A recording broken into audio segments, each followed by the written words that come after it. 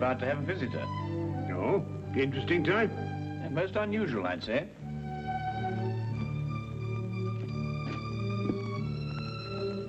I don't see anyone. My dear Watson, the street is hardly deserted.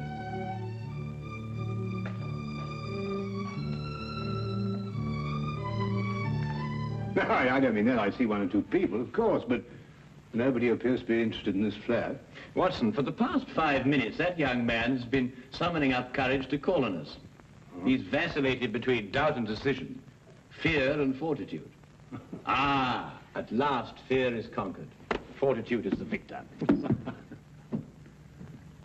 Well, I suppose you've deduced the whole thing. Who he is, what he wants, where he comes from. As a matter of fact, I haven't the slightest idea. But with so unusual a client, I fully expect a most unusual case. If he comes here. Wait. Ah, the first step.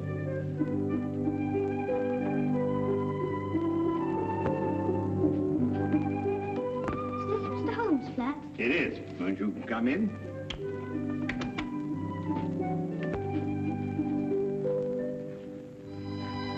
Hello. Are you Mr. Sherlock Holmes? Yes, and that is Dr. Watson. How'd you do? Anything the matter? No. It's just that... Yes? Well, I thought you'd be much stronger looking. Oh, well, I'm really quite strong, you know. I can tear dictionaries in half. Can you really? Yes, of course, and I'd show you if I had a dictionary handy. Well, what I've come to see you about will take brains. Well, I think Mr. Holmes has an ample supply of those. Now, wouldn't you like to sit down? Oh, thank you. Now then, my boy. Cup of tea? No, thank you, sir. I'd like to get right down to business. Oh, good. Well, my name is Andrew Fenwick. I'm 11 years old, and I live at number 17 Dudley Court, Upper Spimment Street. Splendid. Now, what appears to be your difficulty? Mr. Holmes, my father has disappeared. Disappeared? Yes, sir. His name is Herbert Fenwick. He's a bookkeeper at Rondale Industries.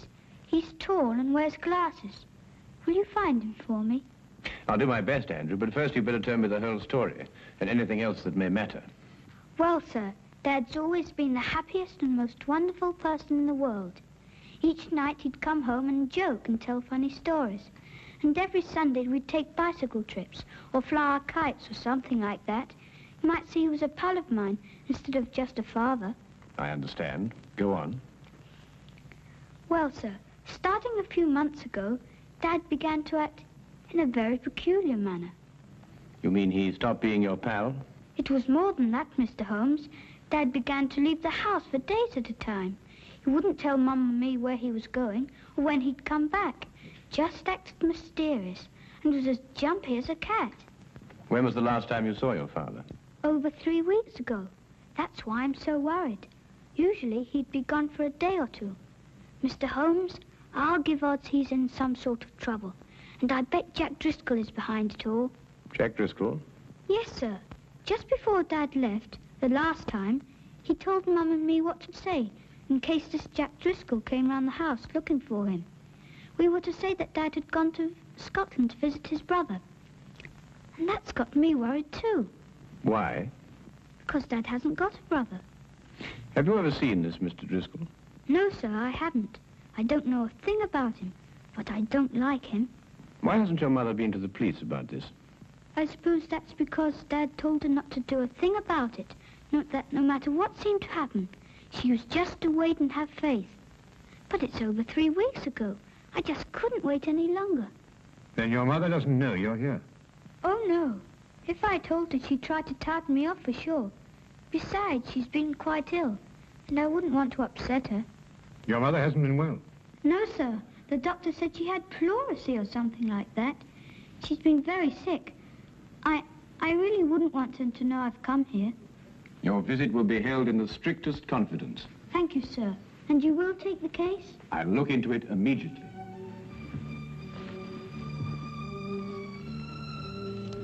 I hope this will be enough to retain your services. Oh, well, no, that won't be necessary, Andrew. But I insist. It's £2 6 shillings. It's all my own money, and I saved every bit of it.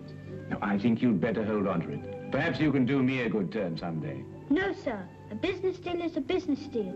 Pay on the line and no welching on dips, I always say. Very well, Andrew. It's a deal. But £2 6 shillings is far too much. I'll settle for £1. Really? £1 enough? Quite enough, Andrew. Thank you. Thank you, sir.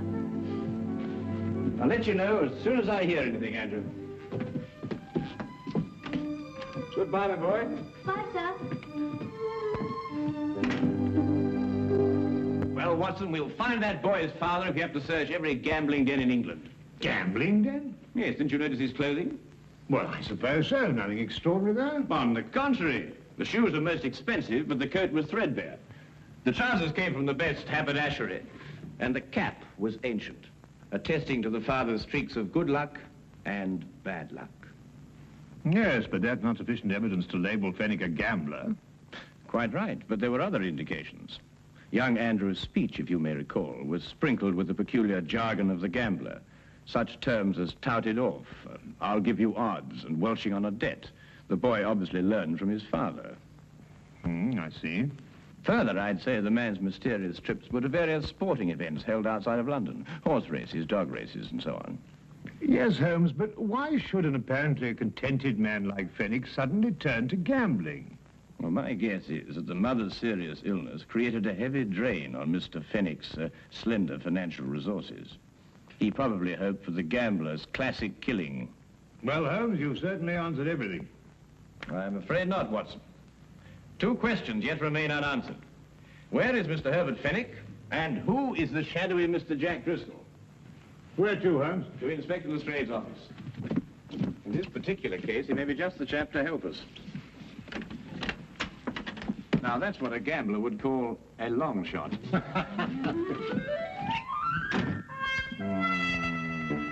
Driscoll. Jack Driscoll. Oh, yes, I remember him. He was in the coal business. Oh, no, Lestrade. I don't believe the Driscoll you're referring to has any bearing on this case. Stockbroker? No, I don't think so. Parliament? No. Railways? No. Musician? What? If you'll excuse me, sir. Now, what is it? What is it, Wilkins? Jack Driscoll, sir. Alias Jack Ellersey, alias Gerald Jackson, sir. Arrested 1891, suspicion of murder, released. Arrested 1892, burglary, convicted and served 1 year. Arrested 1894, suspicion of forgery, released. At present believed involved in illegal bookmaking practice. Whereabouts unknown, sir.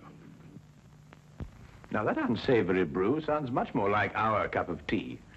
Tell me, Lestrade, in which of the various sporting spheres is Mr. Driscoll most active?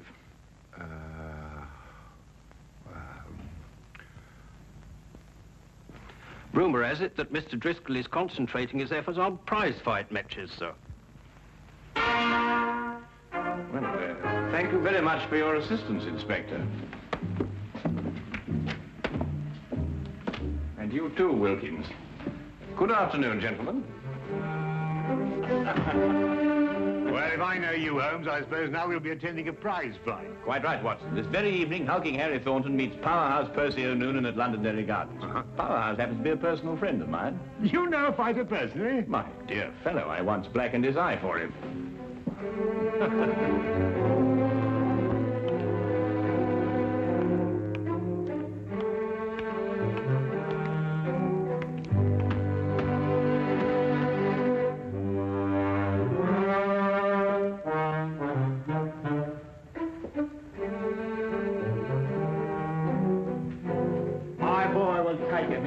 Because he thinks.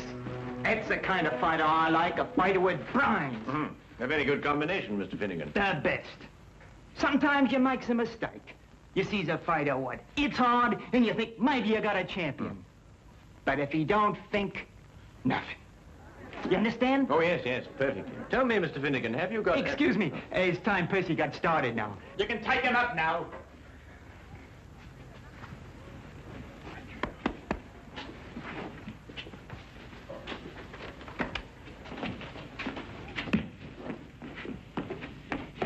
Brains? Oh, no, Watson, just a comparative judgment, you know. Well, I'll have to say goodbye to you now, Mr. Holmes, but thanks for dropping in. Not at all. Your boy was highly recommended to me. Who told you about him? Herbert Fennick? Who? Herbert Fennick. Herbert Fennick? You know him? Of course. I was just saying that. Excuse me, Mr. Holmes, I've got to be going now. Curious reaction. Perhaps not so curious, Watson. The proper use of that name may open several tightly barred doors. Proper use? What do you mean, Holmes? Well, if I'm correct, you'll soon see for yourself. Just let's continue to drop the name.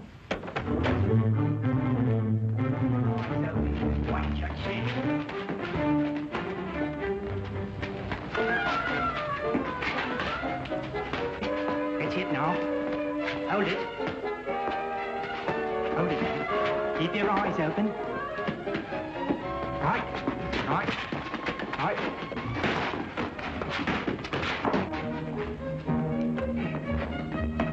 Watch it now, Percy. Watch it. That's it. That's it. Hold it now. Hold it.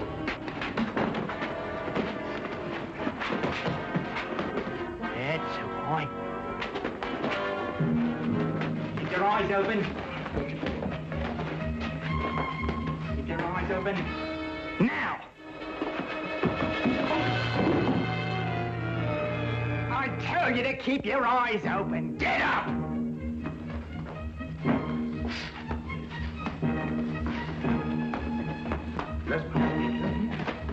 Good old Herbert Fennick. I must remember to get his advice on next week's card.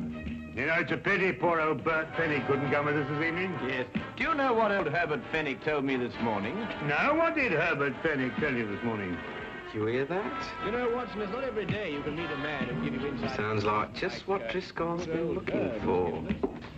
I told you that they admitted. You remember I said... What are you waiting for? that we met a chap like... Don't like taking them either. They might get roughed a bit later, then somebody says they saw him leave with us. Do you think the street would be any better? You know him? Mr. Holmes, the big one is. He knew Percy. Didn't catch the other bloke's name, but he looks like a fighter I used to know. Got the sack for using unfair tactics. I figured he was a bad one. Got a nasty look about him. Well, if he tries anything, don't expect any Marquis of Queensberry out of him. Use some of your own tactics. Righto. Get to it now before the Upton leaves. Let him know we mean business right from the outset. Stand by, Watson. I think we shall have company in a moment.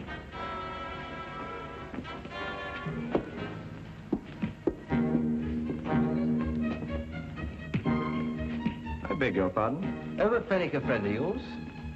Yes, but I don't see why. You come with us. Certainly not. Who are you? It will be much easier on you if you don't make a fuss. Where are we going? To see a gentleman who would like to talk to you about Mr. Fenwick.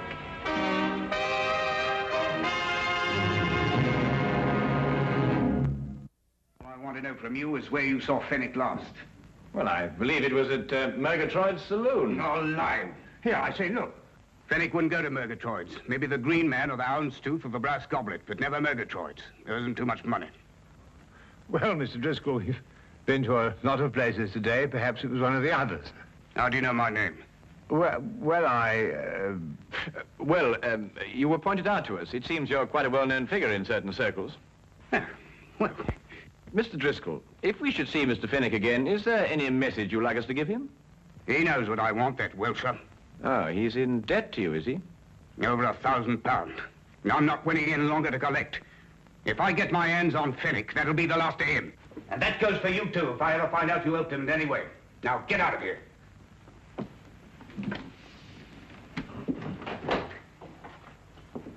Good evening, gentlemen. People just don't have any manners anymore. And this is not the time to instruct them. Come, Watson. Well, I only hope we're going to a place where they appreciate proper behavior and the finer things of life.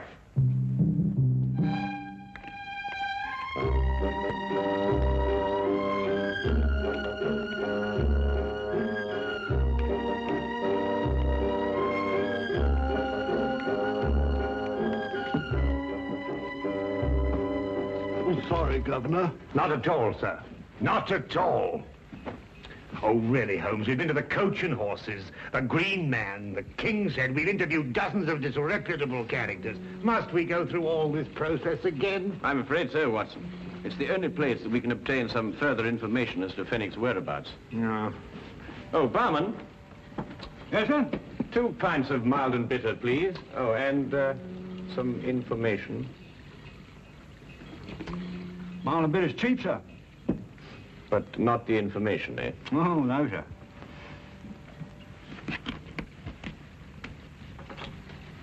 Herbert Fenwick. Oh, him, poor chap. What do you mean? It was along here not a few weeks ago. We were talking confidential like. Told me he booked a passage to America. Too bad he won't be able to use it now. Oh? Why not? Me say you haven't heard. No. Fenwick's dead. Suicide a few hours ago.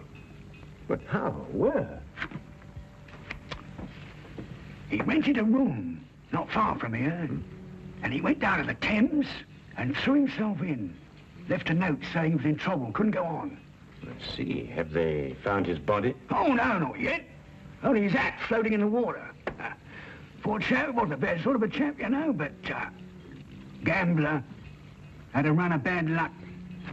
Come, Watson, we must hurry, or Fenwick's luck may turn from bad to worse. Bad to worse, he's dead.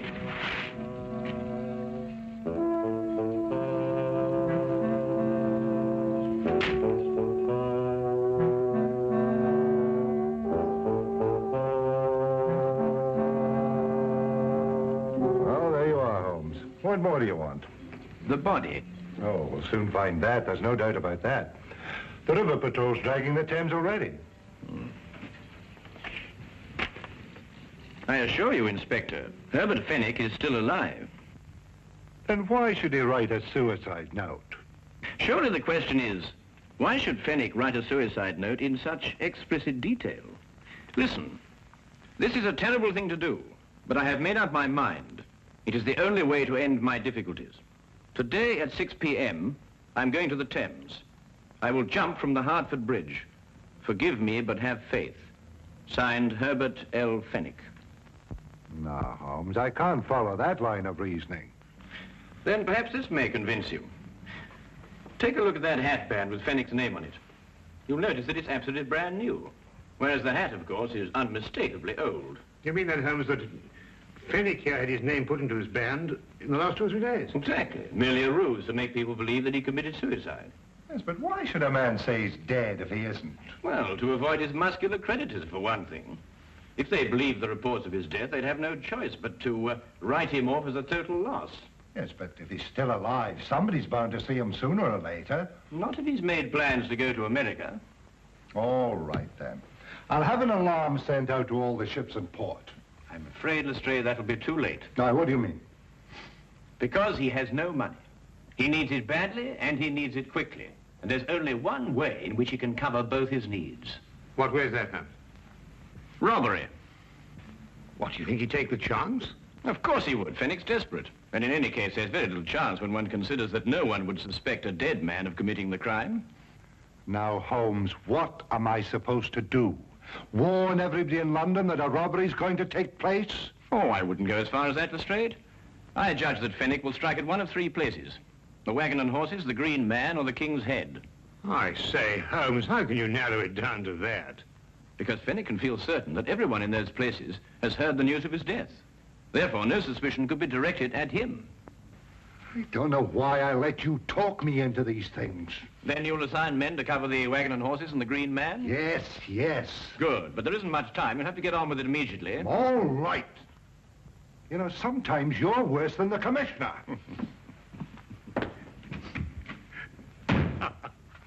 Tell me, Holmes, what about the King's Head? Ah, that will be our little project, Watson. But first, I want you to carry out a mission of the utmost importance. Now, listen to me closely.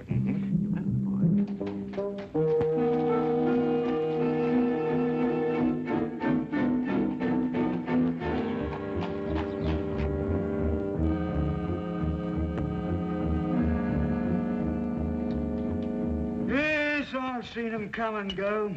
big and small, happy and sad. And I tends to my business and keeps my hands clean. Ah, well, that's a splendid philosophy. Yeah? It's getting near closing time. Oh, yes, so it is.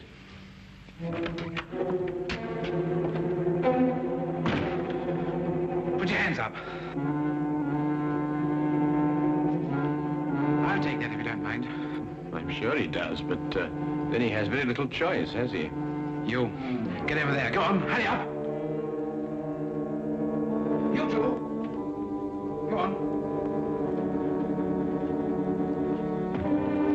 I'm sorry, Holmes. We had a bit of difficulty again. Oh, no. I've got him, Finnick. What?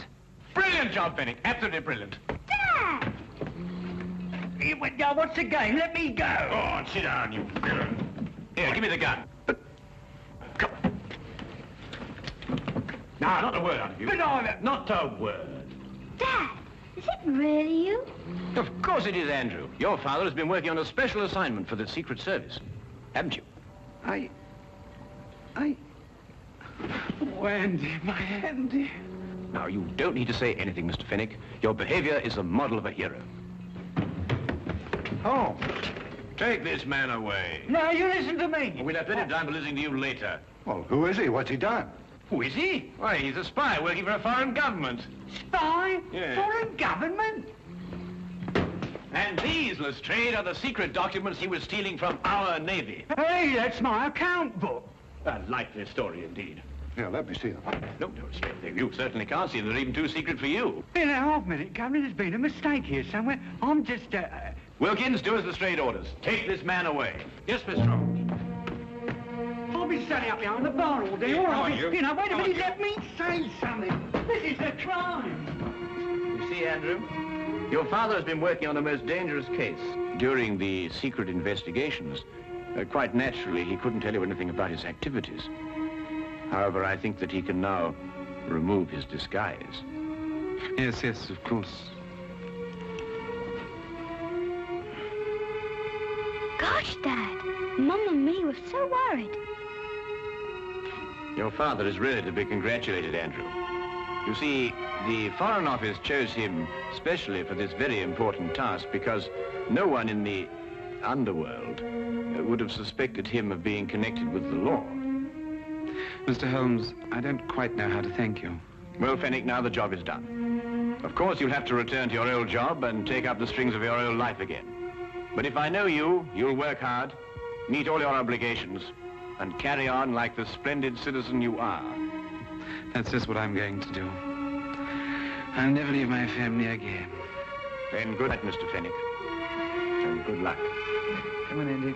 Let's go home. Oh, Andrew, I've just remembered something. Here's your pound bag. Golly. Come on, sir. Stray, I've just had a sudden thought. I think perhaps you'd better release that bartender. He must be getting rather upset by now. Holmes, either you've gone insane or I have. No more insane than usual. After all, everyone is entitled to make a mistake. Scotland Yard does sometimes, you know. I'm at least entitled to one. Good night, Inspector.